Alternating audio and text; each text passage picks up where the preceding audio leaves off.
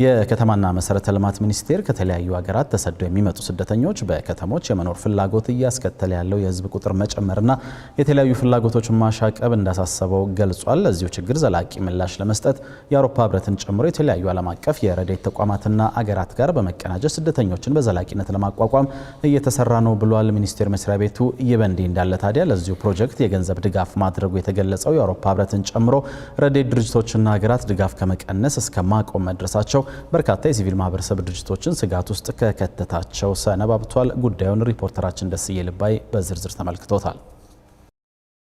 እንደ መንግስታቱ ድርጅት የስደተኞች ከፍተኛ ኮሚሽነር መረጃ በኢትዮጵያ ከተለያዩ ሀገራት በሰው ሰራሽና ተፈጥሯዊ ምክንያቶች ተሰደው የመጡና ቁጥራቸው ወደ 1 ሚሊዮን የሚጠጉ ስደተኞች ይገኛሉ። ይሄው አሃዝ ኢትዮጵያን ከአፍሪካ ኡጋንዳንና ቻድን በማስቀደም ሶስተኛዋ ከፍተኛ ቁጥር ያላቸው ስደተኞችን የምታስተናግድ ሀገር ሲያደርጋት፣ ኤርትራ፣ ሱዳንና ሶማሊያ ደግሞ በዋናነት የስደተኞቹ መነሻ ሀገራት ናቸው ተብሏል። የእነዚሁ ስደተኞችን ቀጣይ ዕጣ ፈንታ በሚመለከት ለመምከር በጅጅጋ ከተማ በተካሄደ መርሃ ግብር ላይ የዝግጅት ክፍላችን ከፍተኛ ቁጥር ያላቸው ተፈናቃዮች ይገኙባቸዋል የተባሉትን የሶማሌና የቤኒሻንጉል ጉሙዝ ክልል የሥራ ኃላፊዎችን አነጋግሮ ነበር።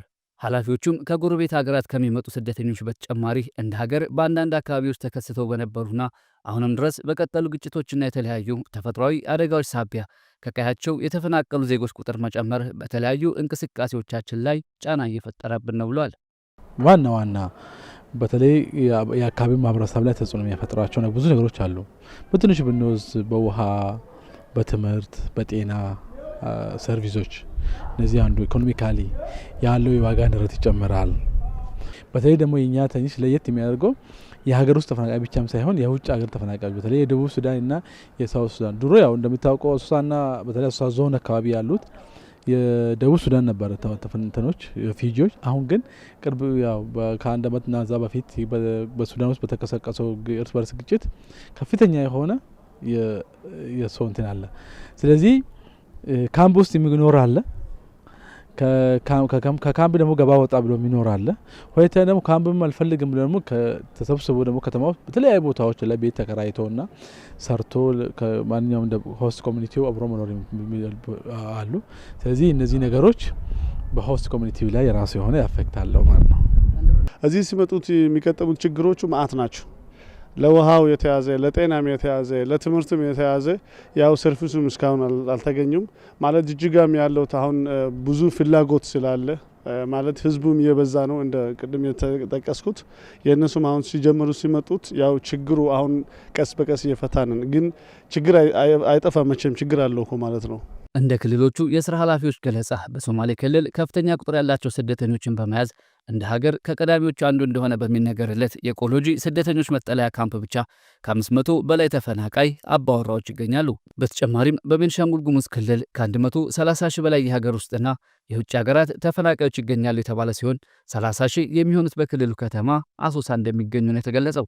ከዚሁ ጋር በተያያዘ ደግሞ የከተማና መሰረተ ልማት ሚኒስቴር አሁን ላይ ከሀገር ውስጥ ተፈናቃዮች ይበልጥ አሳሳቢ የሆነበት የውጭ ሀገራት ስደተኞች ጉዳይ እንደሆነ ገልጾ እነዚሁ ተፈናቃዮች የፋይዳ መታወቂያን ጨምሮ የተለያዩ ጥቅሞችን በማግኘት በዘላቂነት በከተሞች እንዲቋቋሙ ለማድረግ ክልሎችን ጨምሮ ስደተኞች ከመጡባቸው አገራት ጋር በመተባበር ፕሮጀክት ቀርጾ ወደ ስራ መግባቱን ገልጿል። እንግዲህ እንደ ሀገር አሁን በፕሮጀክቱ ላይ እንዳያችሁት ብዙ ሀገሮች በተለይም የኢትዮጵያ ብቻ ሳይሆኑ ሌሎች የጎረቤት ሀገሮች የሱዳን በተለይም የሶማሌም እንደዚሁ በርከት ያሉ ተፈናቃዮች የኤርትራ ተፈናቃዮች አሉ። እነዚህ ተፈናቃዮች በሀገራችን ያሉ አሉ። በእኛም ሀገር ውስጥ አልፎ አልፎ በሚታዩ ግጭቶች አንዳንድ ቦታ የሚፈናቀሉ ሰዎች አሉ። በሀገር ውስጥ ያለው ተፈናቃይ ያን ያህል ብዙ ችግር ነው ተብሎ ባይወሰድም ግን በሌሎች ሀገሮች የመጣው ተፈናቃይ ስላለ እሱን ለመስራት በተለይም ከጎረቤት ሀገሮች ጋር ተቀናጅተን ይሄ የተዘጋጀ ፕሮግራም ጠቃሚ ስለሆነ እነዚህ ተፈናቃዮች ወደ ከተማ ነው መኖር የሚፈልጉት። አገልግሎት ለማግኘት የተሻለ ኑሮ ለማግኘት ሲሉ ወደ ከተማ ነው የሚገቡት። ከከተማው ሕዝብ ጋር ኢንተግሬትድ ሆነው እንዲኖሩና የተሻለ ልማት እንዲያገኙ ለመስራት ታስቦ የተዘጋጀ ፕሮግራም ነው። ይህ ፕሮጀክት መቀመጫውን በሶማሌ ክልል ባደረገውና ኦውዳ በተሰኘ ሀገር በቀል ግብረሰናይ ድርጅት አማካኝነት ተግባራዊ መደረግ መጀመሩ የተገለጸ ሲሆን ስደተኞች በትምህርት፣ በጤና እንዲሁም በምግብ ዋስትናና የንጹህ መጠጥ ውሃ አቅርቦትን ጨምሮ ከተለያዩ አካባቢዎች የሚመጡ ተፈናቃዮች እንደመሆናቸው የስነ ልቦና ድጋፍም ይደረግላቸዋል ተብሏል። ከአውሮፓ ህብረት በተገኘ 6 ሚሊዮን ዩሮ ድጋፍ ተግባራዊ መደረግ ተጀምሯል የተባለው ይህ ስደተኞችን በዘላቂነት በከተሞች የማቋቋም ስራ ካለው ፍላጎት አንጻር ግን ድጋፉ በቂ አይደለም ነው የተባለው።